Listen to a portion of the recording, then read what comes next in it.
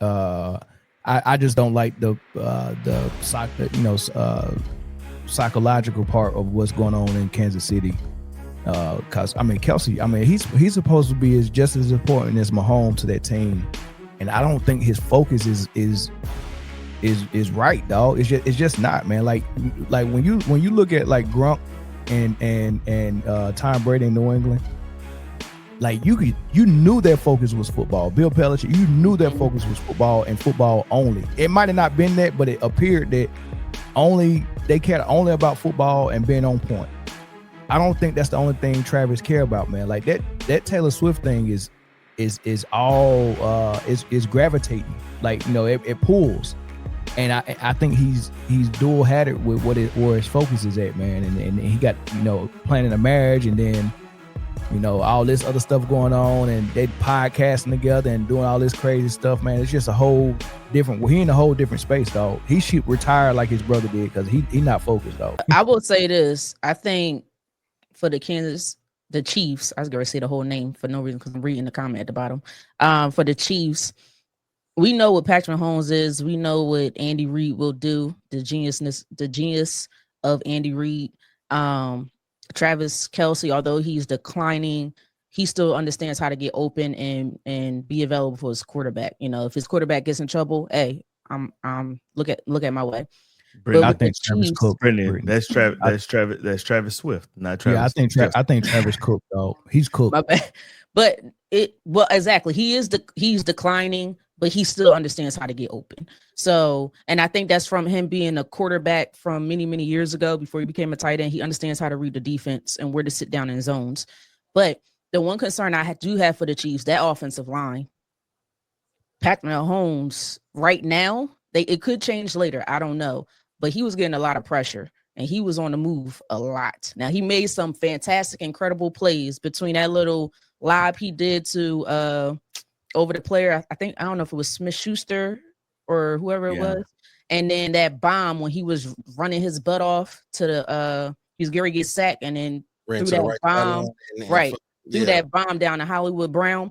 But he's running. He has to move. He can't sit there in the pocket. So that's going to be something that I know the Chiefs are going to be working on throughout the season as well. Getting that offensive line in order. I want to also mention they are now down 2 receivers because Xavier Worthy, it just came across that I think he's got a dislocated shoulder.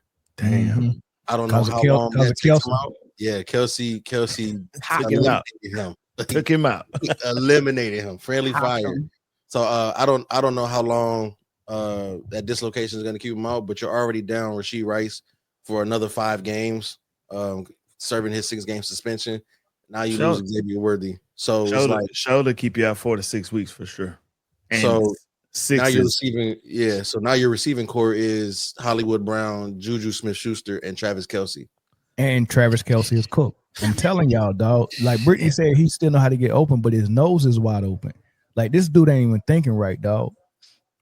I don't know how a vet runs into his receiver on a crossing route across the. I don't know how that happens, dog. Like what is this dude thinking about? Like tight he ran straight into Worthy, just took him out. Tight end is always in the inside. So when you cross in, tight end is always inside. Your receiver's outside. They just ended up in the same spot. Don't know how, but that's man. That ain't supposed to happen, dog. And I just don't like the psychological part of what's going on in Kansas City.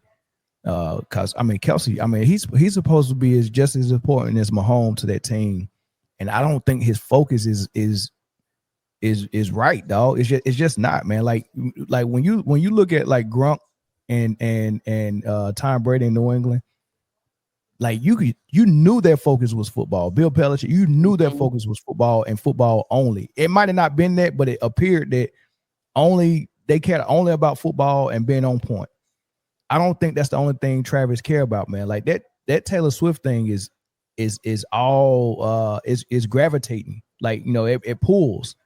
And I think he's dual-headed with where his focus is at, man. And he got, planning a marriage, and then, all this other stuff going on, and they podcasting together and doing all this crazy stuff, man. It's just a whole different. Well, he in a whole different space, dog. He should retire like his brother did because he not focused, dog. This is it.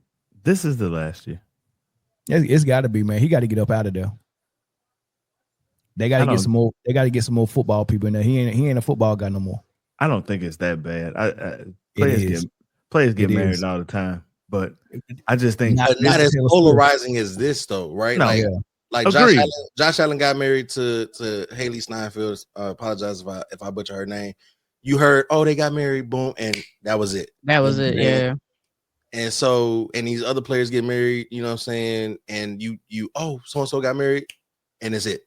But it's just, and I don't want to say like, you know, that this is, you know, for sure what's deteriorating the focus in Kansas City. But when you are, it's basically synonymous. You hear one, you know the other.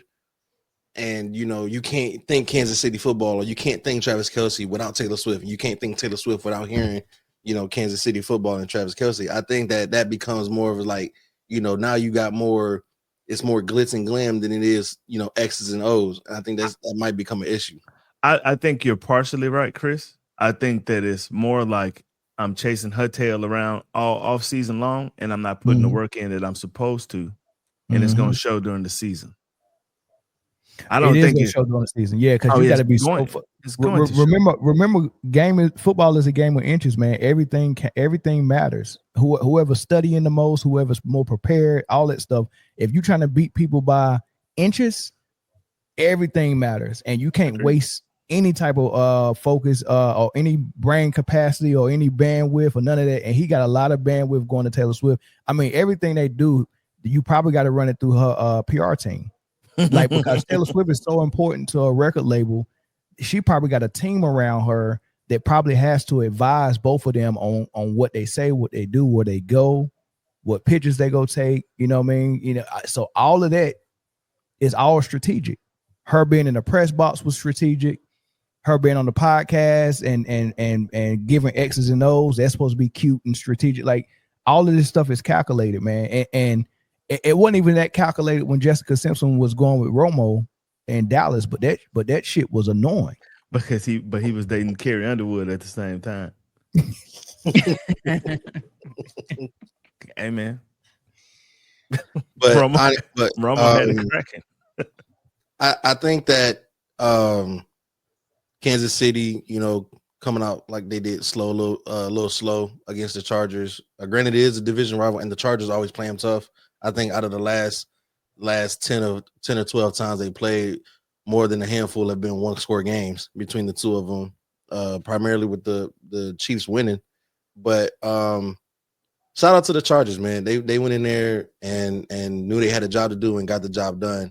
I'm not gonna say worried. I'm intrigued to see that week 2 matchup between the Chiefs and the Eagles, just because I want to see what adjustments the Eagles make on offense and what adjustments the Chiefs are going to have to make on offense now down their 2 top receivers, and how they're going to, and, you know, play against that defense. I think it gets a little bit easier for the corners now in Philly, especially when you lose both your speed guys like that. So I think Adoree might have a chance for a redeem game, possibly. Shout out to Jay saying Chiefs by 10 against the Eagles. We're gonna see. We're gonna see. But I think that'll definitely be a game to watch next week, just to see how both teams come out of week 1 and make the adjustments for each other in week 2. But yeah, I mean, that was a great start to a season. No blowouts, and it was intrigue throughout the entire game, and we got an upset. 2 games into the season, got an upset. So yeah, shout out to the schedule makers, man, for putting a hell of a week together, and it's gonna continue today.